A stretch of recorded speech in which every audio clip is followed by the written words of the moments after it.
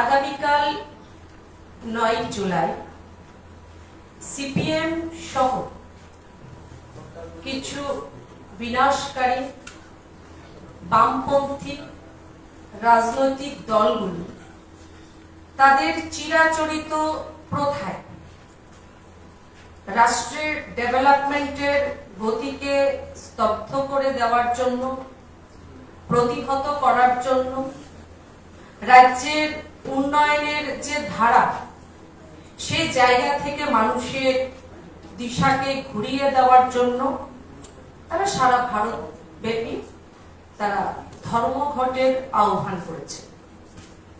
যদিও এটা আমাদের জন্য হাস্যকর বলতে পারি বা আশ্চর্যজনক একটি ঘটনা, আমরা যদি এ রাজ্যের ইতিহাসও দেখি, লক্ষ্য করি, 2018 সাল পর্যন্ত তাদের সরকার ছিল কমিউনিস্টদের।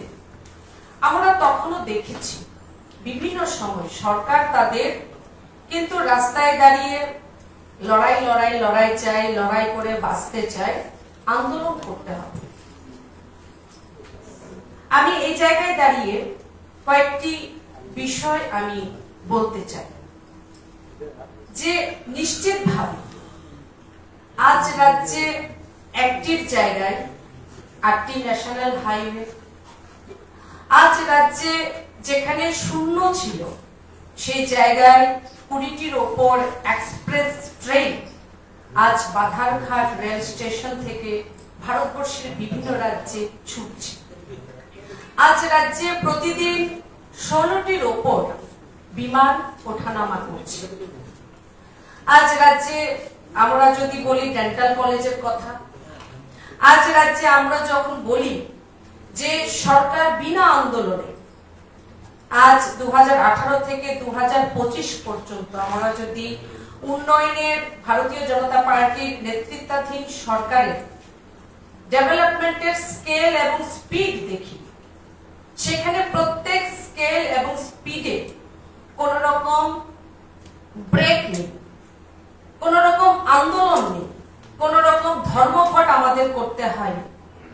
ভাতার জন্য সামাজিক ভাতা যারা তথাকথিত যারা বলছেন আমরা মেহনতি শ্রমিক কৃষকদের সরকার, আমরা দেখেছি তাদের 25 বছর 35 বছর যারা কৃষকদের কাছ থেকে 1 কেজি ধান ক্রয় করার মতো নীতি পর্যন্ত তারা পলিসি পর্যন্ত নিতে পারেননি, তারা বলেন তারা কৃষকের সরকার ছিলেন।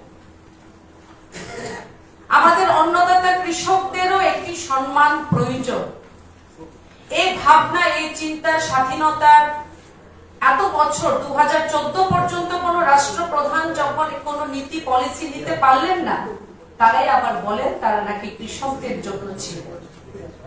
আমরা দেখেছি যে 2014 সালে ভারতবর্ষের প্রধানমন্ত্রী নরেন্দ্র মোদীজি যখন মা ভারতের দায়িত্ব নিলেন, তখন প্রথম উনি এই দেশের গরিব, সেখানে মহিলা এবং কৃষক কল্যাণে উনি অনেক পলিসি উনি নিয়েছেন। আজ সাবরুমের কৃষক, আজ ধর্মনগরের কৃষক, আজ আগরতলার কৃষক ধান উৎপাদন করে ঘরে বসে থাকেন। ভারতবর্ষের প্রধানমন্ত্রী প্রতি বছর তার অ্যাকাউন্টে 6,000 টাকা করে কিষাণ সম্মান নিধির মাধ্যমে প্রদান করেন।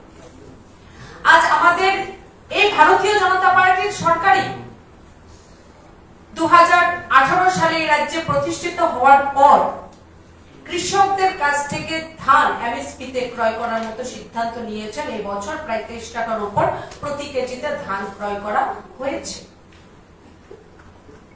এখন পর্যন্ত রাজ্যের কৃষকদের প্রায় 10 লক্ষের উপর ফসল বীমা যোজনায় সুবিধা তারা পেয়েছেন, যেখানে 210 টাকা আমাদের সরকার থেকে দেওয়া হচ্ছে আর অনলি 10 টাকা কৃষকদের পক্ষ থেকে সেই বীমার ইন্স্যুরেন্স হিসেবে জমা করা হচ্ছে। 8 লাখের উপর আমাদের রাজ্যের মহিলারা গ্যাস কানেকশন পেয়েছে। এখন প্রশ্ন হলো এই ডেভেলপমেন্ট কি করে সম্ভব? এখন কমিউনিস্ট এবং কংগ্রেসকেও আমার মনে হয় তার উপর রিসার্চ করা প্রয়োজন যে হাউ ইজ দিস পসিবল, এবং রিসার্চের রেজাল্ট আসবে, আমরা বিশ্বাস করি যে এই ধরনের পরিবর্তন, যেখানে আমরা অর্থনীতিতে ফেজাল 5-এ ছিলাম, পেছনের দিক থেকে 5ম স্থানে ছিলাম, আজ যখন বিশ্ব অর্থনীতিতে আমরা 4র্থ স্থানে চলে এসেছি, তখন আমাদের বলতে হয় এটা তখন সম্ভব হয় যখন ভারতবর্ষের প্রধানমন্ত্রী নরেন্দ্র মোদীজির মতো নেতা হয়ে থাকে। $1 ট্রিলিয়ন উপর এফডিআই, 825 আরব ডলারের উপর ঐতিহাসিক রপ্তানি, 2025-26-এ বিকাশ দর যেখানে আমরা আশা করতে পারি যে 6.8%-এ চলে যাবে, 29.8 লাখ কোটি টাকার আত্মনির্ভর ভারত প্যাকেজ। কিন্তু সমস্যা কি জানেন তো, এই বিষয়গুলো বলা যাবে না। প্রধানমন্ত্রী নরেন্দ্র মোদীজির নেতৃত্বে ভারত আজ বিশ্ব মঞ্চে নিজের আওয়াজকে শক্তিশালী করেছে।